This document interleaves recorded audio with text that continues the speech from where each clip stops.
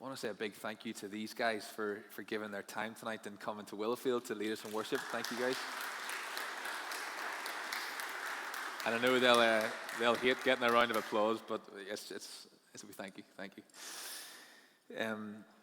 We are in we're coming actually to an end of a series that we've been in the last little while, a series entitled The Feet of Jesus. We looked at what it is to sit at Jesus' feet. We looked at what it is to set others at Jesus' feet. And tonight we're going to be thinking around what it is to anoint his feet, to anoint the feet of Jesus.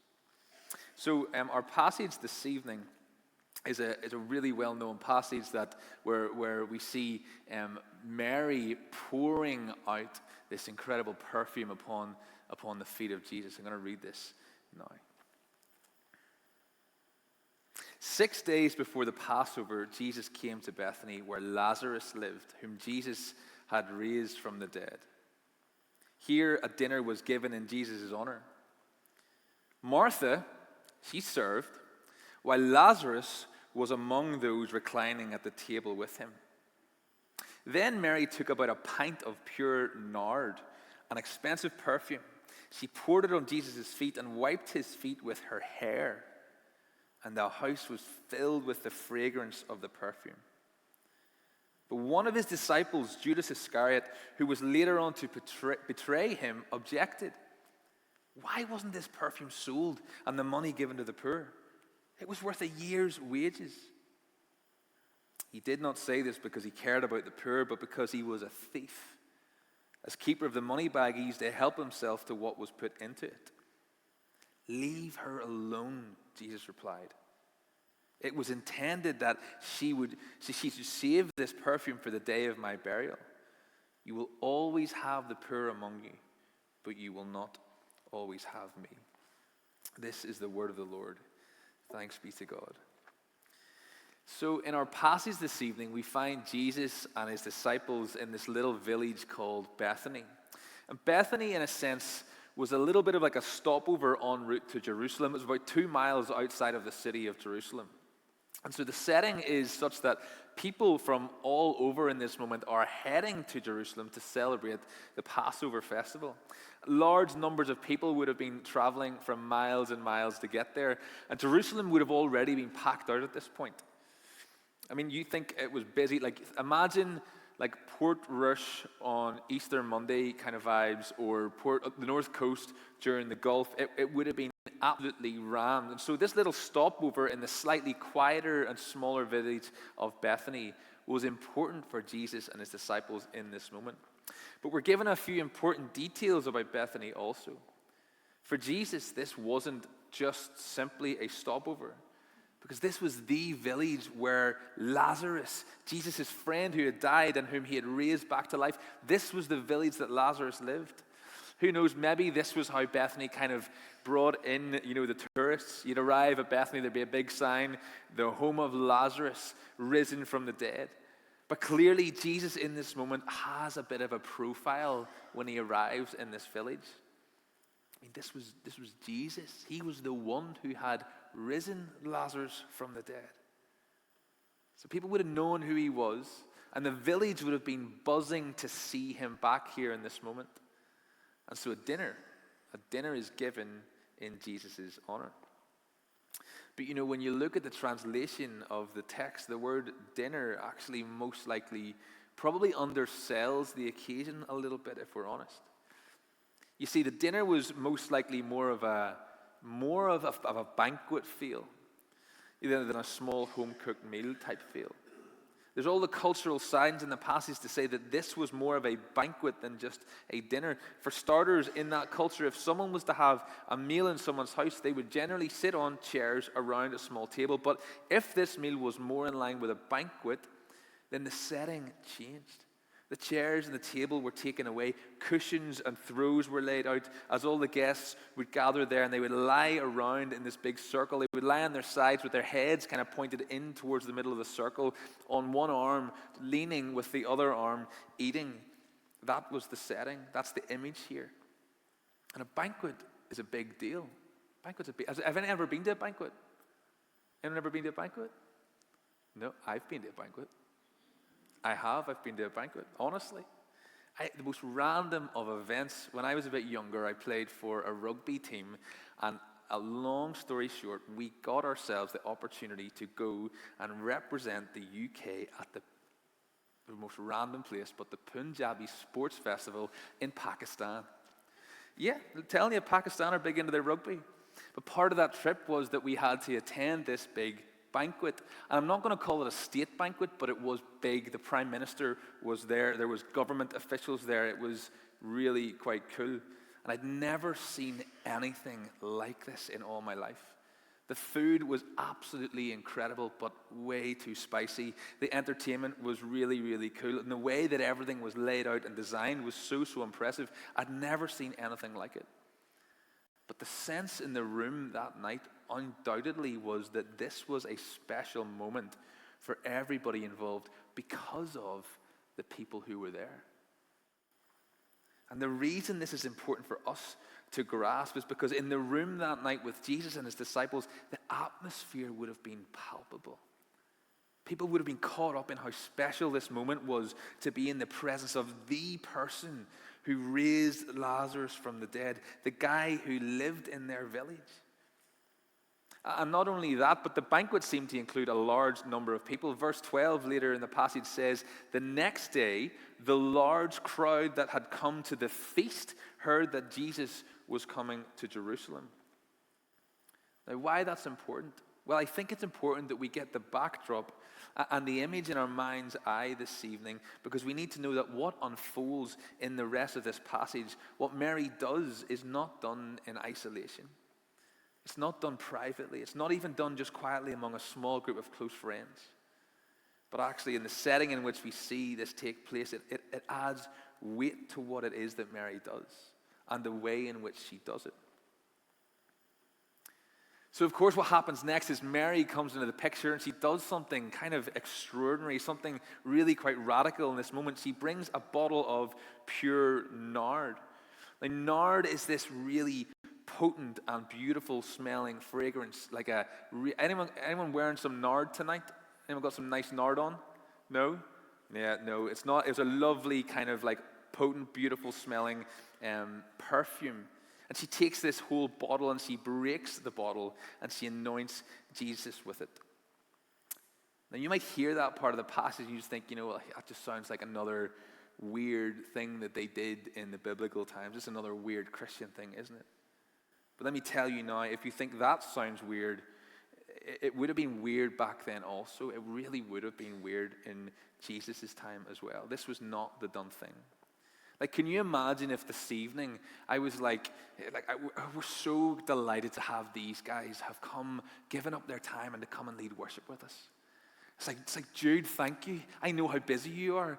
Like you and Andy leading your own church, but like you've come all the way to Willowfield, and I just want to thank you. And I've brought myself a bottle of Hugo Boss, and I just want to, like, is it okay if I just pour this over your head? Like, and I'll maybe pour it over your feet as well. I don't have hair to wash your feet with it, but if I could just, like, it would be so weird. It would be so inappropriate, wouldn't it? It would be so strange. It was strange then also. She does something so unreasonable that nobody else could wrap their heads around. And so naturally, the objections begin. The first objection thrown at Mary is this objection around utility. So the objection based upon the fact that she has not used this ointment, this perfume, this oil in a way that is worth it, in a way that others deem that's like being put to good use. What are you doing, Mary? Don't waste this nard, waste this perfume. This is good stuff. Like this is nard. This is not the sort of stuff you can pick up easily down at the market. Nard actually came from the root of a plant that could only be found in the mountains of India. That's how special this stuff was. And so the response of the onlookers in this moment, where it was effectively saying this: Jesus, you're good, but you're not that good. Like, surely it would have been better if this was sold and the money given to the poor. This is the thing, folks. So often we want devotion to flow toward our own cause. So often we want devotion to flow toward our own cause. For Judas, he thought devotion in this moment should have looked like giving money to the poor. Although we know that he had ulterior motives also. But for us, even within our churches, so often our idea of what devotion should look like flows toward our own cause. So often we can have an opinion as to where our passions should be directed. And even that can take place even in churches. We can be like, here, no, it's all about the worship. This is really what it's all about. We gotta throw everything at that. Or we can be like, look, it's all about mission. That we have to invest everything, all time, energy. It's all about mission. Or maybe it's about justice in this moment. It's all about justice. All are really good things, of course. Just like in this passage, giving money to the poor is a good thing. But Mary in this moment wants her wholehearted passion directed at Jesus alone. She sees a moment right in front of her and she gets it. She understands that this is a moment for radical devotion and expression of love for Jesus. And so she does something unthinkable and she goes all in with her devotion in the best way that she knows how. One author, F.W. Bear, writes, "The beauty of uncalculating generosity is not to be measured by the yardstick of utility." To put that another way, what he's saying is that the beauty of unmeasured generosity, it's not to be based upon how useful your generosity will be regarded. You see, others might look on at our devotion and say, look, mate, what a waste of time. Like, you're doing the old church thing. You're going to church twice on a Sunday. You're reading the Bible. You could be out with the guys. You're serving at that program all week. You're giving up your Friday night to hang out with those young people that don't even seem to treat you well. It's a waste of time. But Jesus, his response to devotion within this passage is one of defense. And speaking of Mary, he says, leave her alone. She's done a beautiful thing here. She's done a beautiful thing. You know, sometimes the reason that we don't have that kind of devotion that Mary had is because our vision of Jesus has gotten a little bit blurry. It's gotten a little bit cloudy. We can get so familiar with Jesus in our day-to-day lives, can't we? It's like, yeah, I know that Jesus is the Son of God. I know that he was sent into the world by the Father. I know that he healed people, that he had power and authority, that he could stop the wind and the waves with a word. I know that demons fled in his presence. I know that he hung out with the outcasts. He hung out with all those who were on the fringes, the ones that no one else would go near.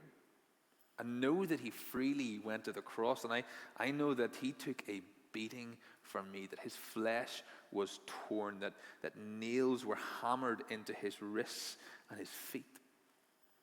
I know that he wore a crown of thorns on his head, and they mocked him, and they spat on him, and they laughed at him.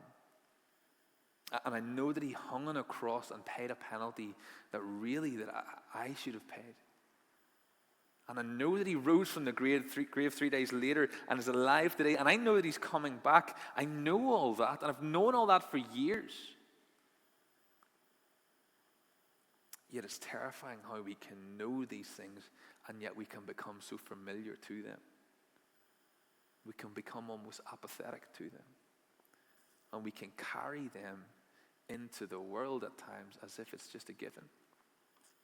As if it's the way it always was. Yet when we see Jesus in a fresh way, we respond in a fresh way. That's what revival is. It's fresh vision to see Jesus for who he really is and what he's done for us. It's fresh vision to see and grasp the weight of our sin and the desperate need of our Savior in our life. And you know, all the way through the Gospels, there's this kind of like the thread that runs through the whole Gospels throughout it, of the disciples being so close, so near in proximity to Jesus, but they still don't fully see him clearly for who he is. They get there in the end, but there's those who aren't as close in proximity to Jesus who get there long before them. And Mary's one of them. She gets it. She sees that Jesus is worth it all. She sees Jesus as the one who is worth her utter devotion. But for others in the room that night, their vision is still cloudy. Folks, we need to position ourselves on a daily basis so that we might remove all that clouds our vision of Jesus, so that we might see him clearly. We've got to do that on a daily basis. And I shared a little bit about this in a church email, I think it was a week ago or 2 weeks ago. So apologies if I'm going over old ground for some of you, but a number of years ago I went on a stag do with a friend. It was Lawrence Bellew. Many of you here will know Lawrence. And we went on his stag do, and Lawrence being Lawrence, loving all his exercise and his fitness and all that, we had to hike up a mountain to start with. So we met in this car park, Tracy Valley Car Park, and it was this beautiful day to start with. Clear sky, and we began walking, and the chat was great. Everybody was having a super time. But of course, as we set off, it wasn't too long before the thick cloud began to roll in. And long story short, by the time we got to the top of the mountain, we could barely see our hand in front of our face. It was such a thick cloud. And what should have been this moment of turning around and looking over this amazing view became a moment of bewilderment. It became a moment of short-sightedness, only seeing a few feet in front of us. But we'd climbed the mountain, it was still worth appreciating, and we'd put in the work to get there. So we sat down and had our celebratory picnic, and we enjoyed some chat. But as we rested and we sat there and we were looking out into the cloud, you could see how fast the cloud was moving past you. It was moving past so quick. And every so often, there would be this little tiny gap in the clouds. And in that little tiny gap, you could catch a glimpse of just the most incredible view below. I'm not good with names of all the parts of the moors. There's this beautiful loch and these beautiful mountains just coming down, and you could see the sun in the distance shining on the mountains over there while we were in the clouds. And as soon as you could see it, the clouds would then pass you by again. But as I saw those brief moments, as I saw those little glimpses, it was like in my heart there was a deep sense of awe, these pangs, like real pangs of awe at that incredible view in comparison to the thick cloud that we've been in. They were just glimpses, but they were incredible. But folks, we need that all that clouds our vision of Jesus to be lifted off, that we might have our awe restored daily for who he is and what he has done. Because when we fix our eyes on Jesus, indifference is replaced with devotion. Passivity is replaced with pursuit. And we move from being casual to being committed. There's a book called The Power of Moments, and there's one little quote in it that says this. It says, "Beware the soul-sucking voice of reasonableness." Beware the soul-sucking voice of reasonableness.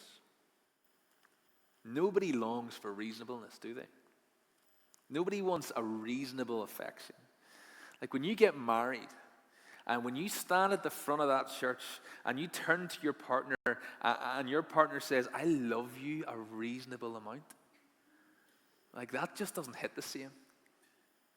Nobody wants that. We want a passionate and a devoted love. And I think that as a church, we need to recognize that God wants a church that comes to him with more than simply a reasonable love for him. And it's funny, the things that we are passionate about in the world, when we apply that same kind of passion to the church and to our faith, to the world, it can seem extreme. Like it's totally fine. It is totally fine for you to go home and to sit up for the next 6 hours and binge a Netflix series. I mean, the world's not going to, they're going to say, "Class, can't wait for my next binge. Amazing." It's totally fine for you to go out and buy a massive car, amazing car, or go on an amazing holiday. And again, there's nothing wrong with that, but what I'm saying is the world won't bat an eyelid. They'll maybe even pat you on the back. But when it comes to our faith in Jesus, if you were to say, actually, yeah, we've got 6 hours of prayer coming up on the 6th of September. We're joining with a couple of churches. We're joining with Orangefield and CFC. We're just contending for God to move in our city. We're spending like 6 hours just praying, just in God's presence. We're just pursuing him. If you'd say that, there is a good chance some of them might look at you like you got two heads. They might say, you got to be careful. They might say, you're taking this a little bit too seriously. Like, literally, I actually overheard this conversation taking place this summer when I was picking up my kids from a holiday Bible club. It was weird. It was kind of funny because holiday Bible clubs are great. And there's a reality, actually, that in the summer, many parents use holiday Bible clubs for free childcare. And it is what it is, and I'll be honest, I think we've been to 4 or 5 this summer. Holiday Bible clubs are so good. But not everybody sending their child to a Holiday Bible club belongs to a church or that church. And I was at this other church. I was picking my kids up, and I was waiting for them to come out. And I was standing right beside this fella and this lady, and they were chatting about their friend who had started going to the church. And honestly, it was so interesting hearing the things that they were saying. Like, I kid you not, the lady said, oh, she's going every week now. And she even hangs out with the people, like, outside of a Sunday. And the fella replied, he went, jeepers, that's not good. She's got to be careful. Those churches, they're a wee bit culty. That's what he said. And I kind of laughed. I sort of thought to myself, I'm standing so close to these guys. I could take out my phone and I could answer it and be like, hello, this is the Reverend Reuben Johnston. Like, now, and I would never answer my phone that way anyway in the first place, but I thought it would be funny if I did that. Anyway, I didn't do it. But the world won't blink an eye if your passion and devotion is directed at earthly things. It won't blink an eye. It won't blink an eye if your passion and your devotion is directed at reasonable things. But here's the thing. This is where the weight lies in this talk. Jesus didn't die for a reasonable faith. He didn't die for a reasonable faith. He didn't suffer on the cross. He didn't take all of that shame and scorn, all of that sin. He didn't do it for a reasonable faith, folks. He's not coming back in order to find a reasonable bride. He's coming back to find a radiant bride. A radiant bride. All throughout the scriptures, we see no rewards for reasonableness. All of the delight, all of the joy is found in passionate followers of Christ. Devoted followers of Christ.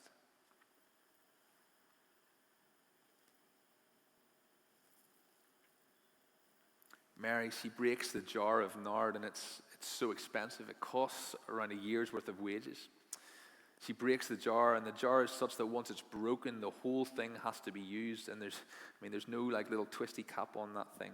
She pours it out on Jesus' feet, and she begins to wipe it with her hair. This is radically countercultural and shocking.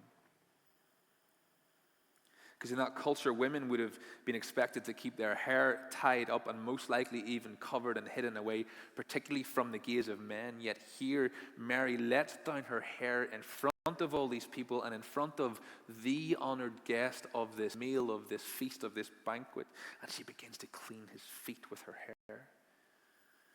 This was such an intense, personal devotion to Jesus in this moment. And Jesus is so responsive and so defensive of Mary's devotion. Because Jesus knew what was going on here. Jesus knew how what was happening in this moment was a foreshadow of the greatest act of devotion that has ever happened in the history of the world. You see, Mary broke a bottle out of her devotion to Jesus. But Jesus broke his body out of his devotion to Mary. Mary poured out perfume out of her devotion to Jesus. Jesus poured out his blood out of devotion to the whole world. Folks, it is time for us to break the bottle. It is time for you to break the bottle.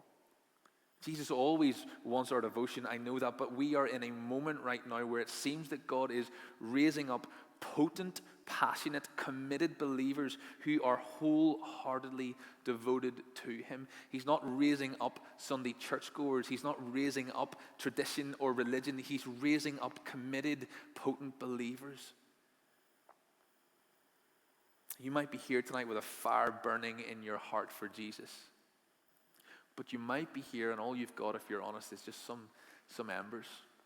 Some little glowing embers.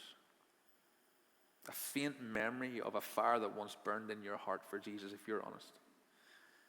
Maybe it's dwindled as the years have gone on a little bit. Maybe the passionate disciple of Jesus that you once were in your youth has faded now in the chaos of being an adult. We can pray now, Lord, increase the intensity of my cry. Lord, give me a spirit of desperation to seek the Lord. Father, would you fan into flame a passion, a devotion, a commitment to your name, to your kingdom, to your glory. We can pray, Lord, help me see you clearly in this moment. Help me see the cross with fresh eyes. Help me see the empty tomb with fresh eyes. So we're going to do that now. We're going to come to a moment where we're going to fix our eyes on the cross. We're going to fix our eyes on the blood that was poured out, on Jesus' body that was broken for us. We're going to gather around the table and have a time of communion and reflecting upon that.